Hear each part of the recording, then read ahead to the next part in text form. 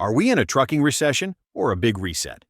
Today we'll show real numbers on trucking company closures. We will name some big companies that have recently shut down and the reasons why. We will talk about what happens if and when drivers who can't pass the English proficiency tests or can't meet the legal work rule requirements are taken off the road and how that will affect the trucking industry in terms of freight rates.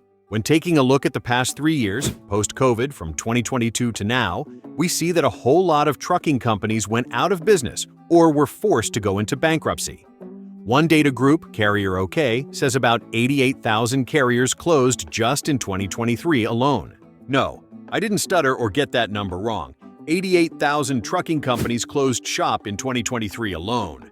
Most were very small, one-truck outfits, essentially single operation owner-operators with their own authority. But that's still a huge number of closures, no matter how you look at it. The COVID-19 pandemic caused a boom-to-bust cycle for the trucking industry in terms of freight. Everyone and their brother got into trucking during the COVID pandemic to take advantage of the increased profits. However, we are paying for it now as evidenced by the market's contraction and rebalancing. Hey Bernie, who did that song, "What Goes Up Must Come Down, Spinning Wheels, Gotta Go Round"? I could be wrong, but I do believe that was a blood, sweat, and tears song from the early 70s, wasn't it? Man, do I miss the 70s and 80s. Life was so much simpler then. None of the crazy stuff like what's going on in today's world. Anyway, getting back to the topic at hand. Another look-see at the stat sheet shows a net loss of approximately 10,000 motor carriers that closed or ceased operations in the first half of 2024 versus the number of new authorities issued. This data, sourced from the Federal Motor Carriers Association (FMCSA), indicates a net contraction within the industry. In other words, a ton of those fly-by-night trucking operations that sprung up during COVID to take advantage of the freight rate hikes have been falling to the wayside in droves. You got that right, Bernie. Add this to the mix. There were at least 17 bankruptcy filings for trucking companies in the second quarter of 2025, with additional companies closing operations entirely without a bankruptcy petition. That tells me the weeding out isn't quite done yet, but I have a good feeling about the trucking industry finally getting that needed rebalancing to set things right. Here is some good news. U.S. Bank's Freight Index showed 2025 shipments up a bit in the second quarter versus the first quarter. With that being said, there are glimmers of hope. Freight volumes show signs of bottoming out, and excess trucks are finally leaving the market, inching the industry toward balance.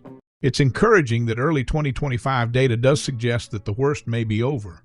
American Trucking Associations reported a surprise 3% jump in its tonnage index in the early part of 2025, the most significant monthly increases in years. This index was also up slightly, 0.6% from the year prior, marking the second straight year-over-year gain. Similarly, spot freight volumes have shown steady improvement. After a brutal 2024 in which spot load posts fell by 30%, they were down only 7.3% year-over-year by the fourth quarter of 2024 and essentially flat by January 2025. National dry van spot rates averaged right at $2 per mile in early 2025, which is down over 70 cents from the 2021 COVID spike peak. However, the free fall has stopped. Van and reefer spot prices in early 2025 were higher year over year for the first time in many months. Meanwhile, dry van contract rates were down only modestly, 3 to 5% from a year earlier. Many large shippers locked in low contract prices during the downturn, and those agreements are holding. Here is a listing of some of the more recent shutdowns of larger trucking companies, along with some of the reasons why they went under.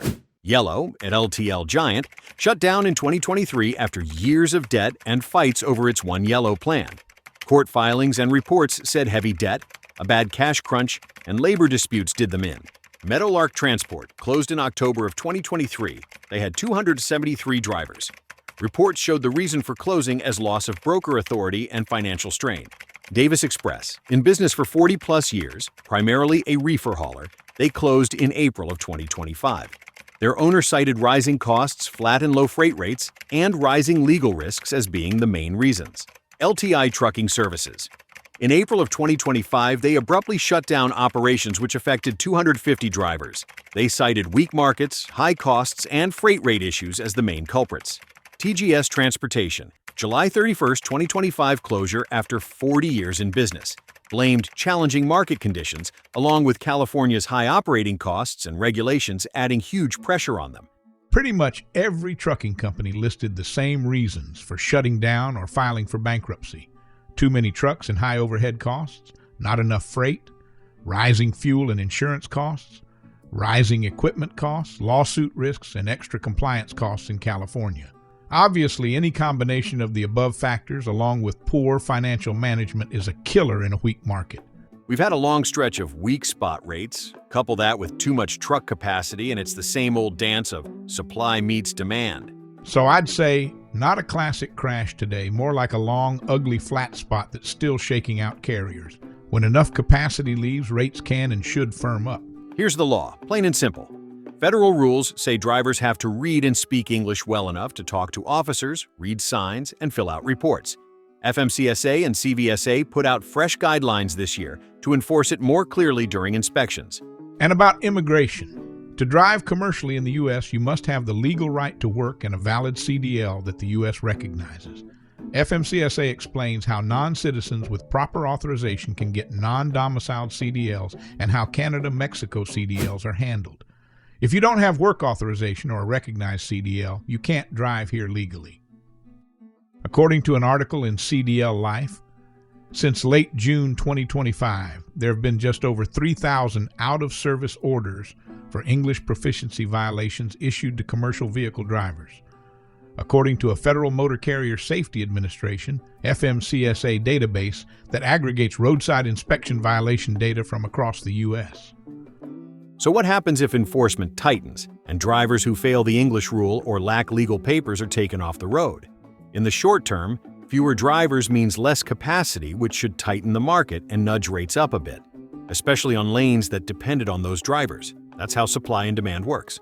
Safety and compliance. Carriers say it should improve safety and communication at scales, at crash sites, and also during hazmat incidents, because English is the standard for signs and officer directions. That's the goal of the rule. Here is a reality check.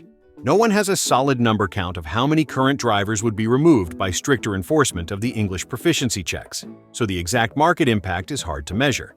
It will likely trim truck capacity, which should raise shipping rates.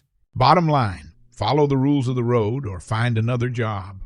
If enforcement gets tougher, some drivers leave, capacity tightens a hair, and that could help rates a little while also lifting compliance. Truck capacity is slowly coming down. That can set the stage for balance and better rates later.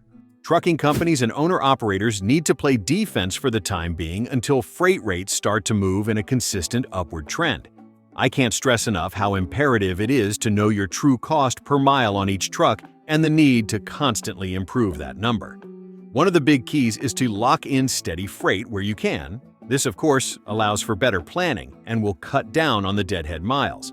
Whatever you do, don't let preventative maintenance slide. If you do, that will end up costing you more in road repairs and lost revenue due to downtime. Keep your paperwork tight. Make sure every driver can pass the English proficiency test and has proper work authorization. It's the law and inspectors are watching. And remember, what goes up must come down. Spinning wheels gotta go round. We are trying to grow this channel to help truck drivers along with educating the general public. You can help us out by smashing that like button and the notification bell. Remember to subscribe and share this with another driver. Protect your load, protect your rig, and protect yourself. Leave us a comment below with your thoughts and ideas. If it's a good idea, we will share it with everyone. Subscribe for more trucking truth, and together we'll keep hammering this issue till somebody listens. Well, my friends, stay safe and stay loaded out there. Catch you on the rebound. Remember to keep that left door closed and your hands on the wheel.